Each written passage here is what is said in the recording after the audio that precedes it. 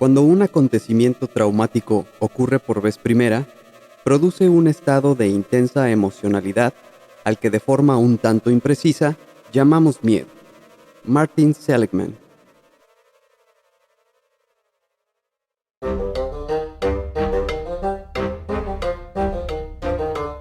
Hola a todos, mi nombre es Miguel. El mío, Pablo. Y somos cazadores en búsqueda de buenas historias y creemos que todos tenemos algo que contar. La vida es una colección interminable de historias que viven a nuestro alrededor. Algunas son ciertas, algunas no. En este espacio buscamos darle voz a cada una de sus historias. Pueden ser de cualquier índole. El único requisito es que estén dispuestos a compartirla. Sin más, sean ustedes bienvenidos a Cazadores de Historias, el podcast.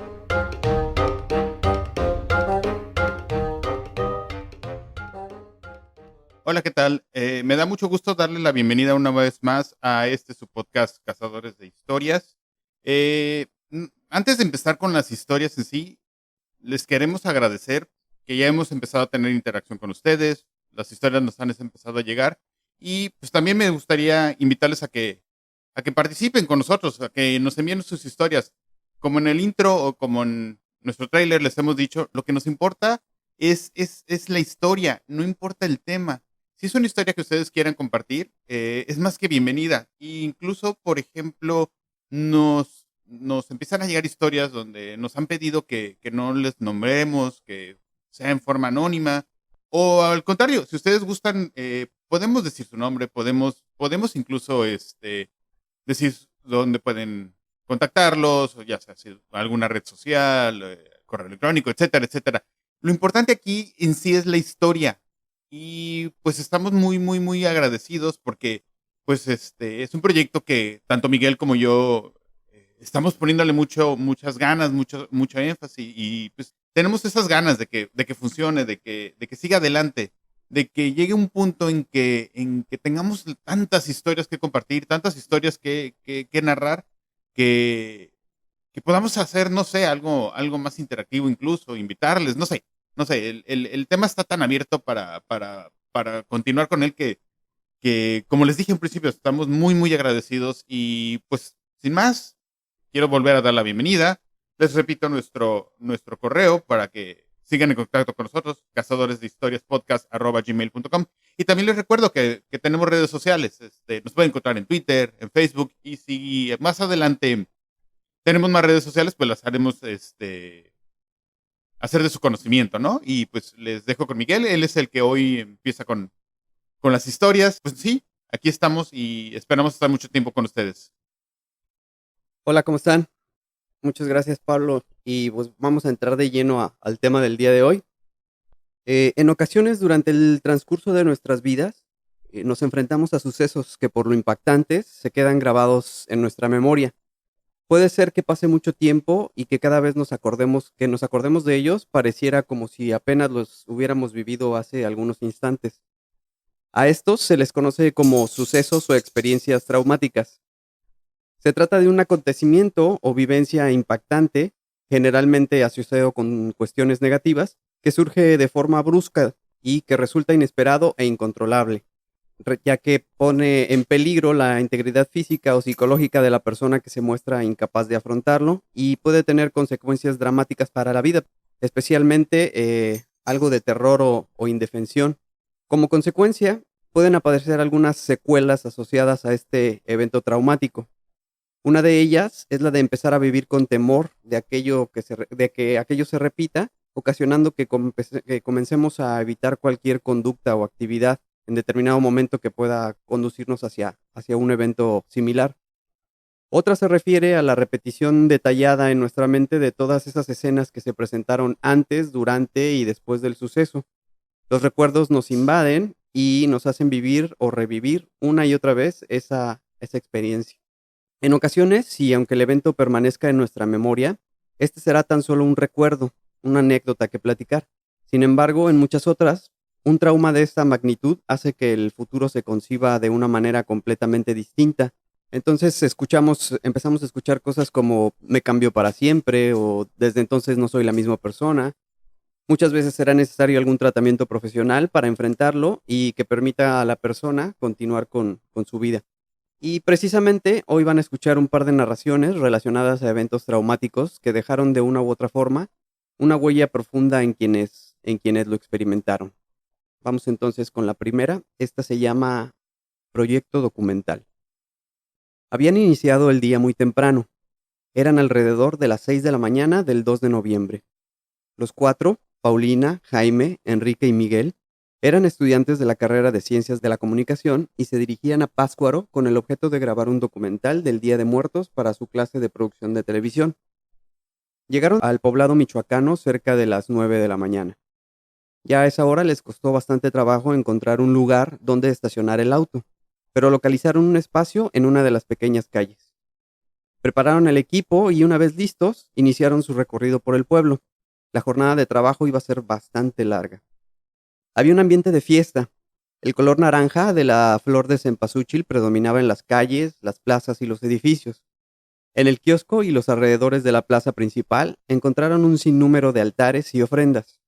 Tanto locales como turistas nacionales y extranjeros recorrían e inundaban las calles. Aunque el momento álgido de la celebración tendría lugar hasta el anochecer, a esas horas del día en el panteón municipal se llevaba a cabo toda la preparación, en la que los pobladores comenzaban con los arreglos de las tumbas de sus difuntos. Ahí, en media grabación, los sorprendió la procesión del cortejo fúnebre de una persona que recién había fallecido.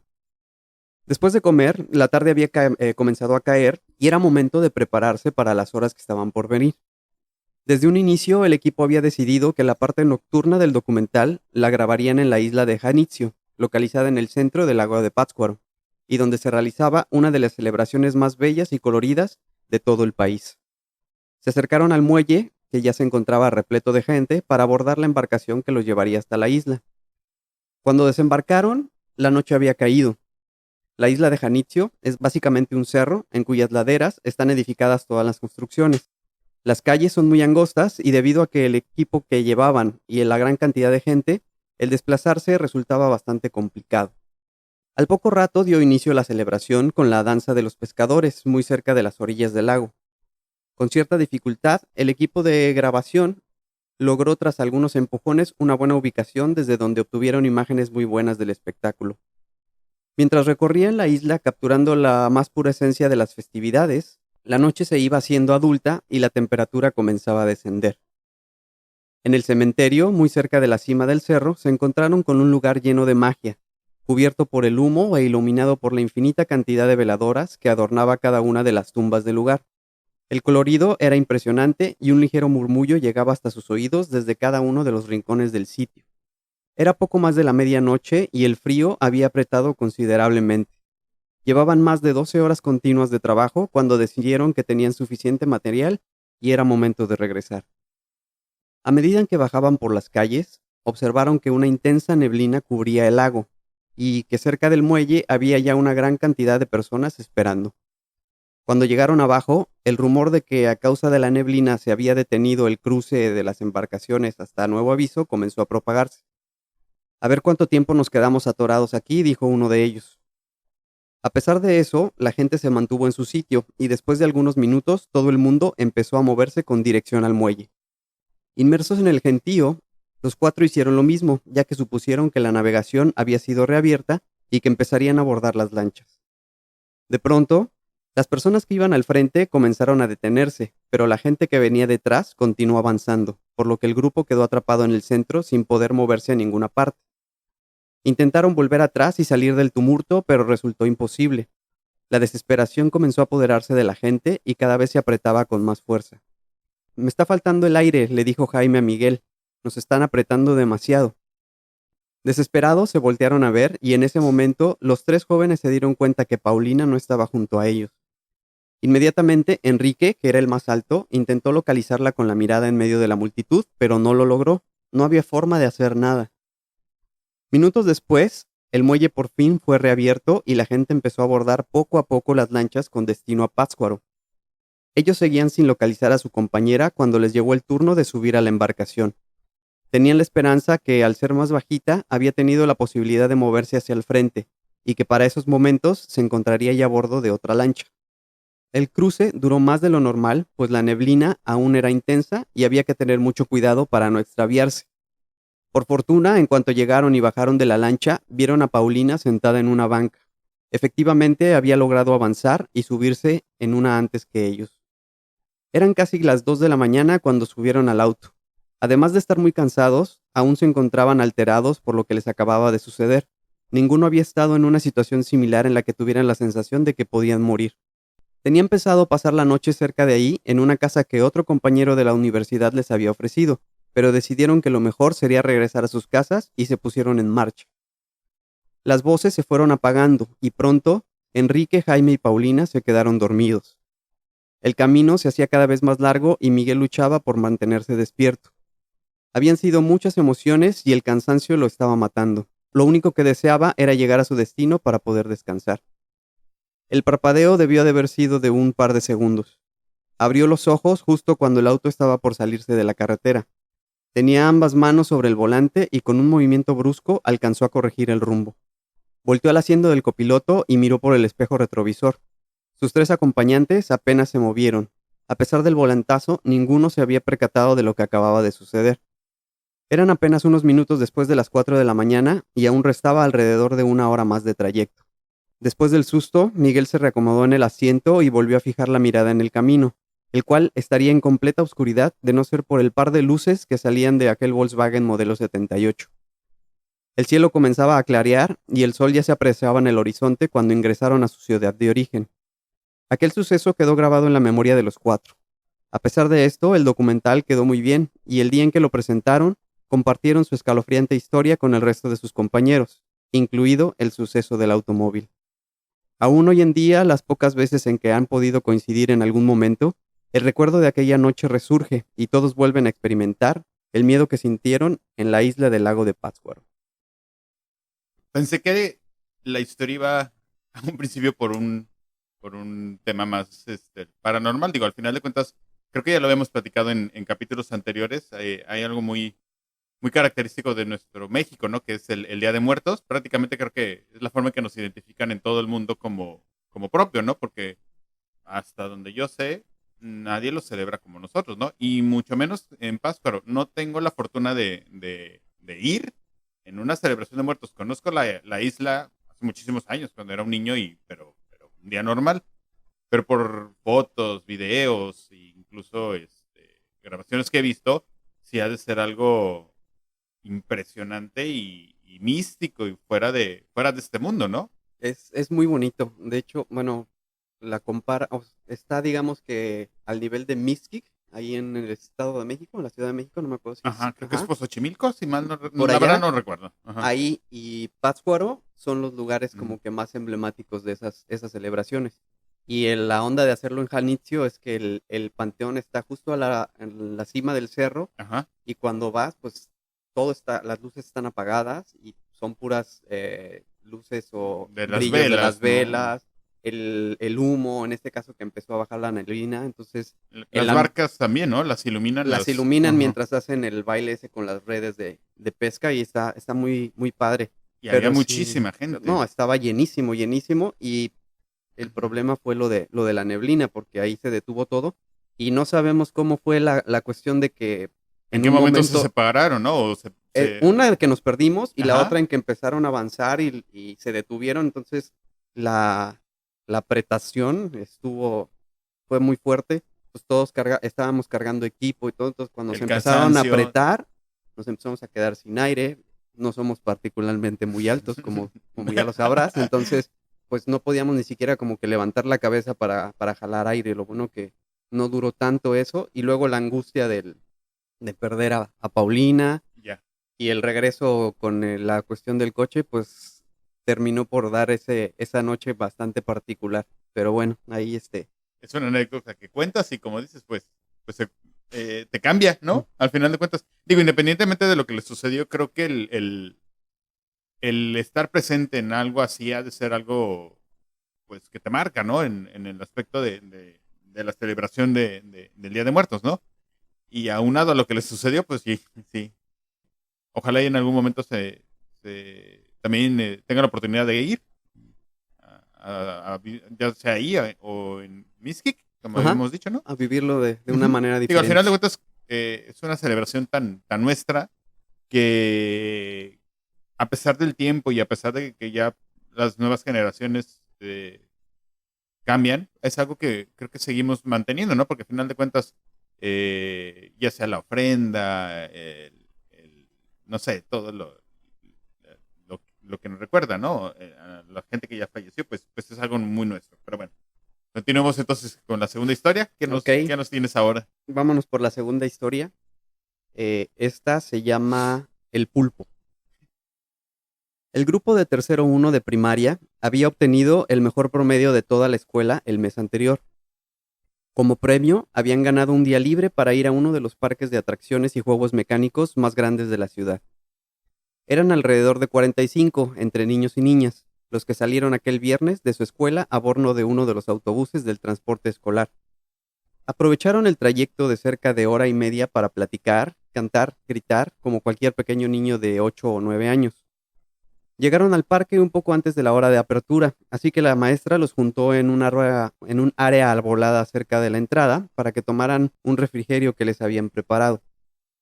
Cuando el parque abrió sus puertas, el grupo entró encabezados por la maestra y se dirigieron hacia un punto central del parque. Ahí ella les dio algunas instrucciones que los niños debían obedecer si no se querían meter en problemas. Cada vez que nos vayamos a encontrar, este será nuestro punto de reunión. No quiero que anden solos, procuren moverse en grupos. Yo estaré caminando alrededor del parque. Si me necesitan, regresen a este lugar y aquí los encontraré. Por lo pronto nos vemos aquí a la 1 e irnos a comer todos juntos. Después de escuchar a la maestra, los pequeños grupos comenzaron a esparcirse por el lugar, y cada uno corrió hacia el juego que más le llamaba la atención. La mañana transcurrió sin ninguna novedad y faltando 10 minutos para la 1 de la tarde, la maestra ya se encontraba en el punto de encuentro, esperando a que se reuniera el grupo completo. Fueron llegando poco a poco y hubo que esperar unos minutos más, ya que algunos se atrasaron por estar arriba del juego mecánico. Los llevaron a comer a uno de los lugares de comida rápida que se encontraba dentro del parque, y que prácticamente ocuparon por completo. Una vez que terminaron, volvieron al punto de encuentro en donde la maestra volvió a hablarles. Nos quedan ya solo unas horas aquí. Síganse cuidando como hasta ahora. Las indicaciones son las mismas que les hice por la mañana. Así que vayan y disfruten el tiempo que les queda. Nos vemos aquí a las 5. Nuevamente, todos los chiquillos salieron corriendo en distintas direcciones y la maestra comenzó su rondín.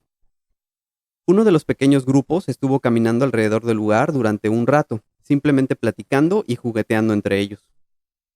Llegaron así a uno de los juegos a los que tenían ganas de subirse, pero que no habían podido, porque las veces que habían pasado, la fila era bastante larga. En ese momento, aunque había algo de gente, no era tanto como en otras ocasiones, así que decidieron formarse en la fila, justo detrás de 3 niñas que al parecer eran hermanas. La atracción consistía en un pulpo gris gigante, en el que cada uno de sus 8 tentáculos se movía de arriba a abajo de manera independiente. En la punta de cada tentáculo, la gente se subía en parejas o grupos de 3 en unos pequeños carritos amarillos en forma de peces. Cada que el tentáculo subía, el pececito hacía un par de giros muy rápidos antes de que el tentáculo bajara de nuevo. Los niños aguardaron pacientemente a que fuera su turno. Cuando este al fin llegó, las personas que iban adelante empezaron a ser ubicados en sus respectivos pececitos. A las 3 niñas que iban adelante les tocó el pez número 3 y a ellos el número 4. Una vez con todos los peces ocupados, el juego comenzó a funcionar. Pasaron apenas unos minutos cuando comenzaron a escuchar gritos desesperados. ¡Ayuda! ¡Detengan el juego! Voltearon hacia todos lados hasta que pudieron ver que el pez donde iban las 3 hermanas se había abierto la barra de seguridad y la más pequeña, que tenía alrededor de unos 4 o 5 años, estaba colgada de ella. Justo en ese momento, el pez hizo uno de los giros y la niña salió despedida unos 30 metros en dirección a donde se encontraban unos árboles. Todo se puso peor, ya que en el desconcierto, el operador desatendió los controles del juego y algunos de los tentáculos comenzaron a bajar sin control, provocando que los peces pegaran contra el suelo. Cuando por fin lograron detenerlo, había mucha gente gritando y llorando, pidiendo que los dejaran bajar. Aún estando en el juego, los niños vieron cómo algunas personas que se habían movido hacia el lugar donde había caído la niña pedían ayuda desesperadamente. El personal del parque llegó, y mientras unos ayudaban a la gente que aún se encontraba en el juego, otros corrían hasta el lugar donde estaban solicitando la ayuda. En medio del llanto, los niños fueron ayudados a bajar, y una vez abajo, corrieron hasta el punto de reunión en busca de su maestra. Cuando llegaron, un par de grupitos más estaban ahí y se asustaron mucho al ver llegar a sus compañeros completamente pálidos, asustados y llorando sin parar. La maestra llegó unos minutos después, y una vez que los niños terminaron de relatar lo sucedido, decidió que hasta ahí llegaba el paseo, por lo que se dio a la tarea de reunir a los que faltaban para poder abandonar el parque e iniciar el regreso a la escuela. El trayecto fue, a diferencia de lo sucedido por la mañana, muy doloroso y envuelto en un ambiente lleno de silencio. Los niños no llegaron a ver a la niña en el piso, y si bien no tenían la seguridad de lo que al final había acontecido, tenían la plena seguridad de que la niña no había sobrevivido. Han pasado muchos años desde aquel trágico suceso. Sin embargo, este marcó fuertemente a algunos de los presentes. Hay quien, a partir de ese momento, nunca volvió a subir a un juego mecánico, y según lo ha comentado, no lo volverá a hacer nunca más. Creo que los relatos que hoy nos has contado son muy diferentes a lo que habíamos estado escuchando en capítulos anteriores. Y creo que lo padre es eso, ¿no? Para que la gente se dé cuenta que en sí pueden enviarnos un relato de cualquier índole o de cualquier tema. En este en particular, la verdad es que yo creo que debe ser algo muy traumante. Qué bueno que no me ha tocado. Digo, historias, incluso ahora con el internet, pues hay miles de videos de accidentes de juegos mecánicos por el estilo. La verdad es que no es algo que a mí me guste ver y sé que a mucha gente le causa morbo, pero no soy de ese tipo de personas. Y yo creo que si me toca ver algo por el estilo, sí va a ser algo demasiado traumático. No solamente, espero no vivirlo, porque la verdad es que sí me gustan mucho los juegos mecánicos, y sobre todo los de alto riesgo, por así decirlo, pero creo que nosotros somos sobrevivientes de una generación donde tuvimos la típica feria de la colonia cuando éramos niños y la verdad es que yo creo que bajo los ojos de ahora de adulto ves, dicen, no manches, o sea, qué cero seguridad tenías, porque están literal armados con las patas y la seguridad era de una barrita que gracias a Dios no pasaba nada, ¿no? Claro, ya lugares más establecidos como parques temáticos y demás, pues sí tienen que tener muchísima más seguridad, ¿no? ¿Qué experiencia más traumática? Sí, sí, como dices, incluso las ferias que se siguen poniendo para Navidad o cosas así, son unos juegos que se Ya mueven sé. más que, Sí. que nada. Ujú. Por cierto, déjame agradecer esta historia. Nos las mandó un amigo mío de la primaria que se llama Carlos. Él fue el que, él fue el que vivió esta experiencia fue en la Ciudad de México. Saludos, Carlos. Este, y sí, bueno, yo estaba en ese grupo, en el grupo que fue al parque, pero no estaba en el grupo Que le tocó ver que le eso, ¿no? tocó ver No, eso, qué ¿no? bueno. Ujú. Porque sí, igual que tú, yo soy de las personas que le fascinan esas cuestiones. Me encanta ir a los juegos mecánicos. Pero sí, viendo eso, quién sabe de qué manera hubiera afectado. Pero así sucedieron, un poco distintas, como tú dices, las historias que presentamos el día de hoy. Pero que nos las sigan mandando, ¿no? Sí, vamos a recordarles una vez más el correo donde pueden compartirnos sus historias, cazadoreshistoriaspodcast@gmail.com y también nuestras redes sociales, encuéntranos en Twitter, tenemos un grupo en Facebook y como mencioné a un principio, pues si tendremos más redes sociales, las haremos de su conocimiento y sin más, pues creo que nos despedimos, no sin antes agradecer que nos escuchen y que participen. La verdad es que, como lo dije, ¿no? Estamos muy emocionados con este proyecto y pues con mucha esperanza y de que funcione y de que vaya avanzando y que cada vez seamos más los que participemos, porque al final de cuentas, Miguel y yo nada más somos la voz de estas historias, de estos relatos que ustedes amablemente nos comparten. Pues sin nada más que agregar, síganos apoyando, síganos participando con sus historias y nos vemos en el próximo episodio. Hasta Hasta luego. luego.